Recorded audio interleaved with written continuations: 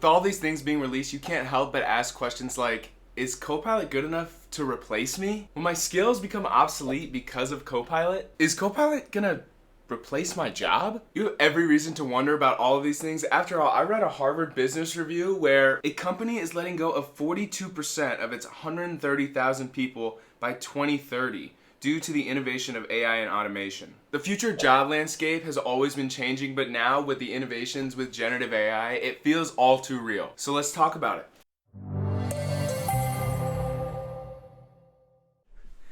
Even though it feels like companies like OpenAI and Microsoft are really pushing the limits of these generative AI capabilities, Microsoft assures its users that it is heavily committed to maintaining these 6 AI principles. These are principles in place to safeguard against malicious AI. The principles are fairness, reliability and safety, privacy and security, inclusiveness, transparency, and accountability. At this point in time, it's fair to say that Microsoft has been abiding by these guiding principles, and they continue to communicate their commitment to them. And let's not forget that generative AI, like Copilot, is generally a good thing. After all, Microsoft is calling Copilot the most powerful productivity tool on the planet. If you have not used any of its capabilities yet, you are missing out. I have spent a fair amount of time using Microsoft Copilot in Outlook to draft email replies for me. I've used it to create Power Platform components like automations or apps for businesses. I'd also be lying if I told you I didn't use the Edge Copilot every day to search stuff. Copilot can create PowerPoint presentations for you. You can write complex Excel formulas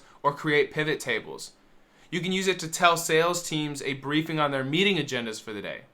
You can ask Copilot to write a paragraph for you if you're working on an important document in Word. There are practically countless Copilots, and they have changed how I'm able to get work done today. Before we go any further on this topic about discovering if Copilot can replace us, we need to first ask the question, is it possible to become too dependent on Copilot? Well, not exactly. See, Copilot is a great tool, but the tool is only effective as the person that's using it. What you say to Copilot is known as your prompt, and the prompt is the biggest determining factor on Copilot's response to you. What does this mean? It means that if you can get good at utilizing Copilot and develop the skills needed to speak Copilot's language, only then will you benefit from its capabilities. Essentially what I'm saying is in order to use Copilot, you still need the ability to think critically and the ability to problem solve. By utilizing AI, we are not relinquishing our control or our capabilities. Instead, we are harnessing the ability to streamline tasks, to amplify creativity,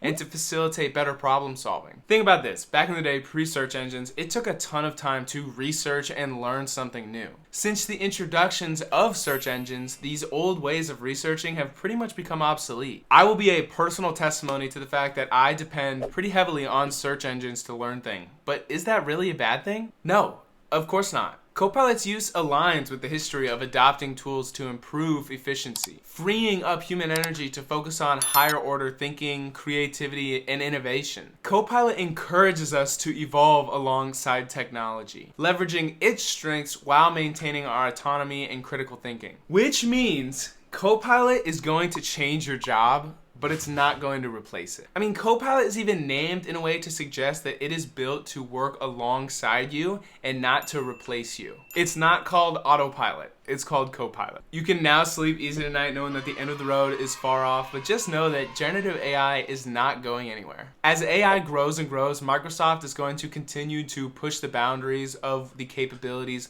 of generative AI within its suite. And they're going to continue to change the business landscape as they introduce more and more of these capabilities. Be sure to check out this video to see how. Thank you guys for sticking to end the video. My name is Griffin Lickfeld, and as always, I'm excited to connect with you guys in the next one.